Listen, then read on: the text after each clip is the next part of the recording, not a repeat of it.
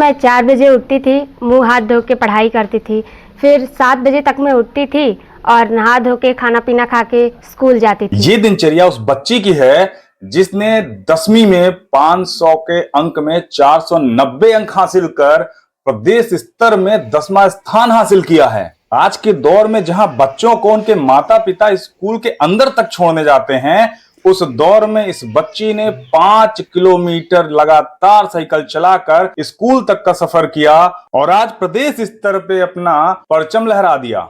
मैं 4 बजे उठती थी, मुंह हाथ धो के पढ़ाई करती थी।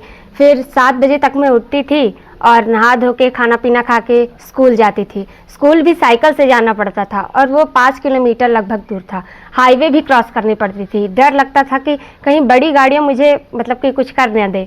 फिर स्कूल जाते थे, फिर हो गया पढ़ाई करके स्कूल से लौटते थे। फिर दोबारा जब लौटते थे साइकिल से तो इतना थक जाते थे कि मन ही नहीं करता था कि उठें। फिर भी हाथ मुँह धो के दोबारा खाना पीना खा के दोबारा पढ़ने बैठ जाते थे।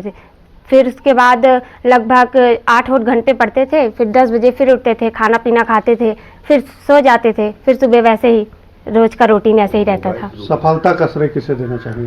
सफलता का श्रेय तो मैं अपने विद्यालय परिवार को देना चाहूँगी। इतना अच्छा टीचर्स ने पढ़ाया, इतना अच्छा समझ आता था कि कह ही नहीं सकते, उसके लिए मतलब शब्द ही नहीं है।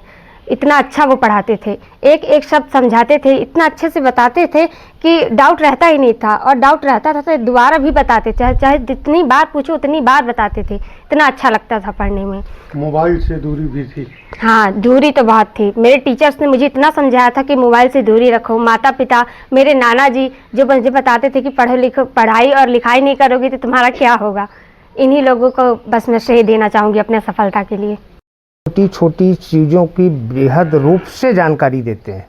जैसे पढ़ाना है, कोई भी चैप्टर पढ़ाना है तो सबसे पहले उस चैप्टर के बारे में बताइए, फिर उससे जुड़ी छोटी चीज़ें विधिवत ढंग से समझाइए, फिर आगे बढ़िए।